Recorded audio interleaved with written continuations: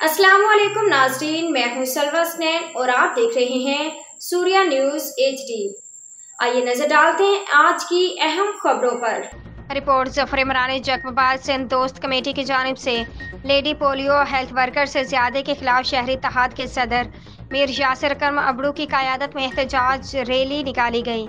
मुतासरा खातून lady polio health worker को इंसाफ के हसूल के लिए एहतजाजी रैली निकाली गई है। ये वाक़या एक प्लान है, एक साजिश के तहत वाक़या कराया गया ताकि इंटरनेशनल इशू बन सके। ज़िला इंतज़ामिया ने लेडी पोलियो हेल्थ वर्कर जिनसी ज़्यादती केस का रुख मोड़ दिया है। जब वाक़या रोनमा हुआ तो मुतासरा खातून को डरा धमकाकर सिर्फ डकैती का मुकदमा दर्ज कराया गया। मुतासरा lady health polio worker Abida खातून से जिनसी ज़्यादती में मुलविस तमाम मुलज़मान की गिरफ्तारी का मुतालबा करते हैं और हम मुतासरा पोलियो वर्कर आबदा खातून का इंसाफ मिलने तक साथ हैं। मीर यासिर अकरम अबड़ू, सदर शहरी इत्तेहाद जकबाबाद। आज के लिए इतना ही। मज़ीद खबरों और अपडेट्स के लिए देखते रहिए सूर्या न्यूज़ HD।